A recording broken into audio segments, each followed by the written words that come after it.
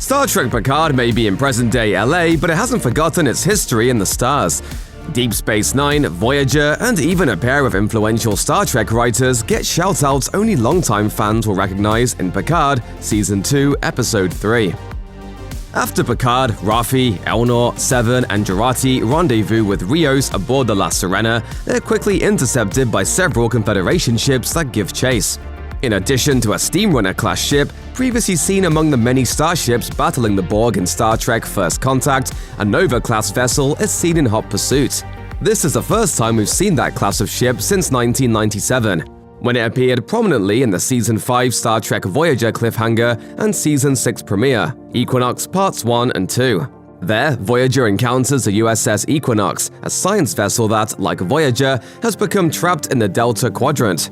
After a happy reunion, Captain Janeway learns that his Equinox's captain Ransom and his crew have been kidnapping and torturing alien life forms to fuel their upgraded warp drive. It's a nail-biting adventure and one of the very best of Voyager. The Nova-class starship is a standout in the episode in a number of thrilling action sequences, and this return in Assimilation is a welcome one. It would appear, however, that the Nova-class in this reality is more than a mere science vessel and armed to the teeth for combat. Picard's time travel adventure in Season 2 truly begins in the third episode, Assimilation. Arriving in 2024, Picard, Seven of Nine, Jurati, Raffi, and Rios first set foot in the past in Los Angeles, and longtime Trek fans will note this is not the first time a Star Trek episode has gone back in time to contemporary LA. The two-part Star Trek Voyager episode Future's End likewise saw the Voyager crew travel back to Los Angeles, this time to 1996, the same year the episode aired. Assimilation includes a montage of iconic LA locations, but not the ones you might expect. Rather than show us the Hollywood sign or the Sunset Strip, the episode shows us the Santa Monica Pier and Griffith Observatory, two locations that played a major part in Future's End. The pier is where the crew of Voyager first arrive in the city and remark on the unusual attire of the era. The observatory is where Tuvok and Tom Paris go to get information and where they meet Sarah Silverman's character, Rain Robinson. What do you do here? We watch the skies. For what? Given all the famous LA spots that Assimilation could have shown to orient the viewer, these two seem too specific to be anything but a reference to the classic time travel two-parter. Coincidence or not, it just so happens that Picard and his new crew find themselves in 2024, the same year that Captain Sisko, Dr. Bashir, and Lieutenant Dax time traveled to in the Deep Space Nine episode Past Tense. That two-part time travel episode has become a beloved classic among Trekkies for its haunting portrayal of what was then a future 30 years away.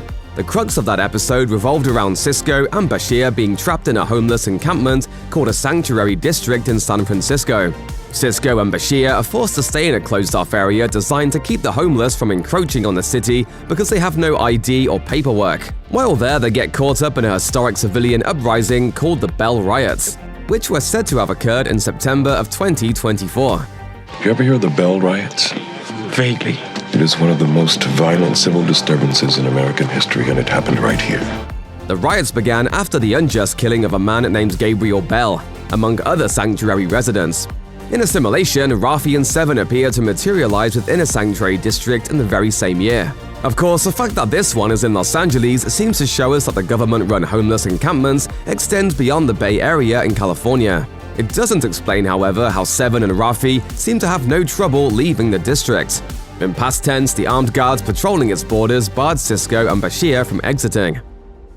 The La Sirena's transporters must not be operating correctly because when Rios beams down to Los Angeles, he doesn't materialize safely. Instead, he beams into midair and falls nearly 2 stories to the ground, seriously injuring himself. However, it's where he materializes that gets us our next Easter egg. Rios lands on the sidewalk outside of a Los Angeles establishment called the Tipton Brothers Deli. A Google search for this location yields no results, and that would make sense, as the deli's name is a clear nod to Scott and David Tipton, two comic book writers who have produced several stories for the Star Trek franchise at IDW Publishing. The Tiptons' work for Star Trek includes titles such as Klingons, Blood Will Tell, and Deep Space Nine, Fool's Gold. This reference could be particularly relevant to this season of Picard, as the pair also authored the Doctor Who crossover story Assimilation Squared, which featured the Borg and the 5-issue alternate reality comic miniseries Mirror Images. Landing from a 2-story fall didn't get Rios a nice meal from Tipton's deli. Instead, it sends him to a local clinic with serious injuries, including some broken bones. The clinic in question, run by Dr. Teresa, seems to specialize in caring for those without identification. Although the doctor is happy to help Rios off the books when he insists on no hospitals, it's still not safe for him to be there. And Rios makes for a quick exit after getting treated. However, it's a little too late, as Homeland Security arrives for a raid on the facility before he can slip out.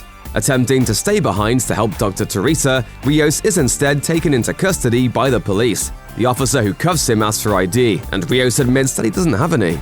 I don't know if you're brave or stupid. Let me guess. No UHC card, no ID. I'm gonna go with stupid. Fans of Deep Space Nine will remember this line from the time travel two-partner Past Tense. When Sisko and Bashir arrive in 2024, they have no identification, just like Rios, and are stopped by police who ask for the same UHC card. All right, let's see some logo. Logo. ID. Identification. UHC card. Though it's never said what the card is, it's clearly used for identification in this version of 2024. Without one, it sounds like Rios is getting a one-way ticket to a sanctuary district, just like Sisko. As Raffi gets acquainted with her surroundings in the homeless encampment, she eyes a massive banner on a building across the street that advertises an apparent mission to Europa, one of Jupiter's many moons. The banner reads, "The new interplanetary explorers," and includes the classic Star Trek tagline, "To boldly go." While this could be a poster for a new movie or TV show in 2024, we're guessing this is a nod to the Star Trek universe's early space exploration efforts. Though they've yet to materialize in real life, in Star Trek history, humanity began exploring other planets as early as the 2020s. In the Star Trek Voyager episode One Small Step, the crew discovers a space module that had launched from Earth in 2032 and gotten lost on its way to Mars. In the episode, it's suggested that this wasn't Earth's first interplanetary mission.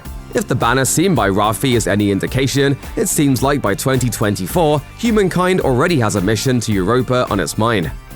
Check out one of our newest videos right here. Plus, even more Looper videos about your favorite movies and TV shows are coming soon. Subscribe to our YouTube channel and hit the bell so you don't miss a single one.